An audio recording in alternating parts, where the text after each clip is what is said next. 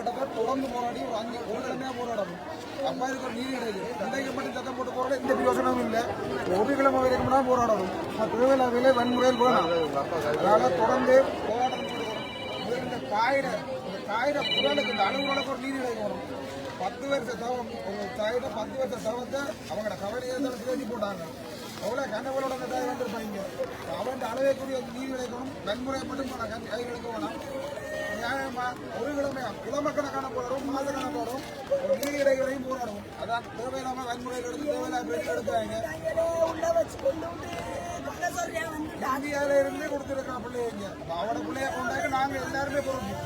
அவட அந்த அணுகுறனுக்குன்னா நாங்க ஒரு நீதி கொடுக்கணும். அதான் போராடணும் கட்டாயம். இந்த பிரச்சனை எப்படியே விடக்கூடாது. இந்த வளமையை போல யாழ்ப்பாணத்துல வந்து ஓடிகளை வந்து இப்படி தடஞ்சிட்டு போகக்கூடாது. இதே இப்ப அணுவ கவர்மெண்ட்றாங்க, நல்ல கவர்மெண்ட்றாங்க. மத்திய அமைச்சிலிருந்து வரணும், சுகாதார அமைச்சிலிருந்து வந்து இதுக்கு நிரந்தர தீர்வு வேணும். அப்படி ஏலாட்டி இந்த மன்னாரில் மகப்பேச்சுன்னு சொல்லி ஒரு பௌரிய வேணாம் அவங்களுக்கு. அவனை வந்து யாழ்ப்பாணம் மன்னர் ஓடியா கொண்டு போய் கொள்வான். இவ்வளோ ஏலாட்டி மூடுங்க, வச்சு கொலை செய்யாதீங்க, கொலை மாத்தாங்க.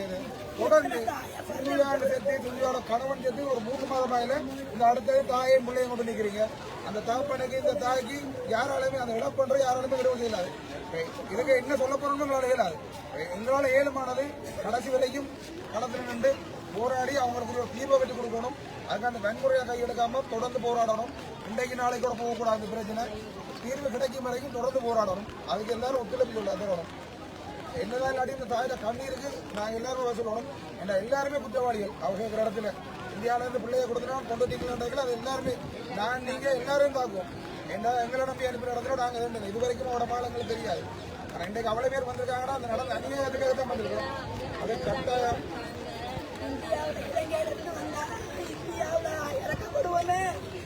இப்படி கொண்டு தாண்டி நம்முடைய கொண்டு விட்டாங்களே.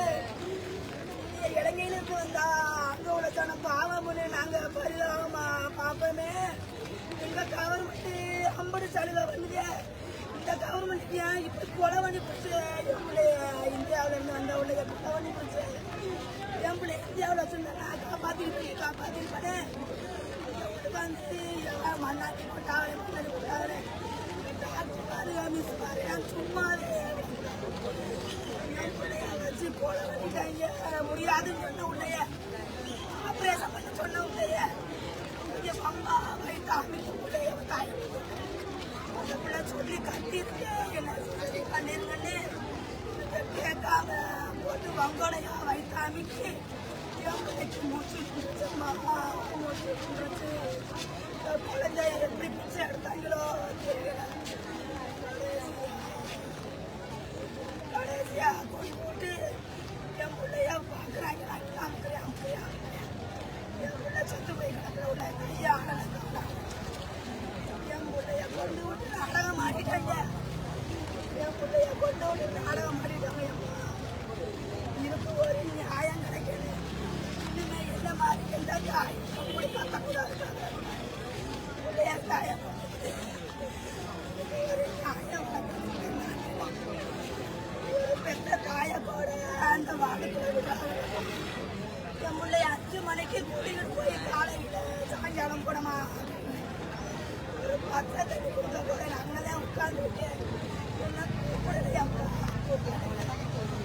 பிள்ளை தண்ணி முடிச்சு இங்கே உள்ள பிள்ளையெல்லாம் பேசும்போது என் பிள்ளை அங்கிருந்து வந்தவங்க யார்கிட்ட என்ன என் பிள்ளைய அவங்களையாகும்.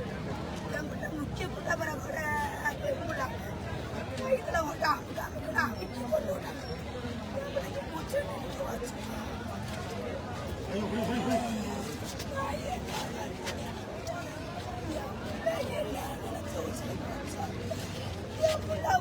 என்னமா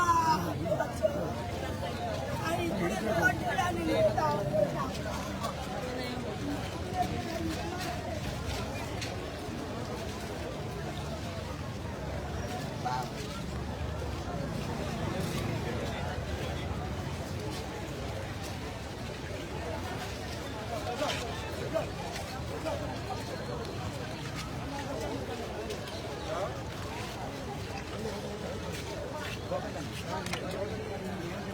ஒரு இடமா போயிடும்.